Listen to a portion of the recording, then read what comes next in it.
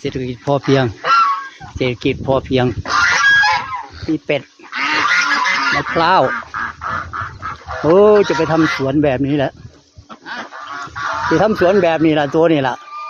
ของเขาคุ้นไว้พูดไรหนึ่งโซลาร์เซลล์ขึ้นเฮ็ดเศรษฐกิจพอเพียงคือกันนี่ส่วนโบมันเป็นหน่วยจักเทียนั่นแหละมันคือส่วนผูกนั่นน่ะ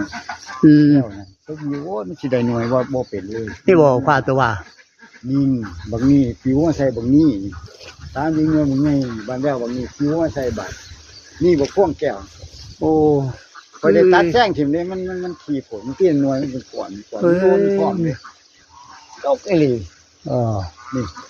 สวนเอาไป3 แท่ง 4 แท่งก็เลี้ยงนี่บอกออกจากนี่บอกออกจากนี่ก็ต้นนี่2 แท่งนั่นไงห้วยสวม2 คนพวงแก้วที่ซื้อวันใดชื่อพ่วงแก้วเพราะว่ามันหยังข้าวแนวนี้นะบางทีหน่วยมันโอ้เป็น50 หน่วยคนโอ้ยเด็ดตัดแซงได้ขิมมาที่แล้วก็เด็ดตัดแซงขิมนี่ทำโซลาร์เซลล์ขึ้น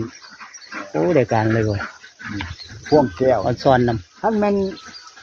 พอเจอเห็นแนวอยู่มันหอมมันหวานมันจะหอมดอกเอาเห็นแนวเอาเห็นแนวไว้น้ำเลยเด้อพ่วงแก้วผิวใช้ต้นไม้ที่ก็ประมาณไรหนึ่งเลยนี่ของเขาผมไว้หันไรหนึ่งเจ้าผมไรหนึ่งเลยกันเอาเมียโคน้อยไปจุกเลยใส่ก็จะเสื้อไหลไปเลยหน่วยบ่ย่อยย่ำยางบางทีเหรอไปเลี้ยงปลาเนี่ยนี่ขี้เป็ดเป็ดก็ได้ขาย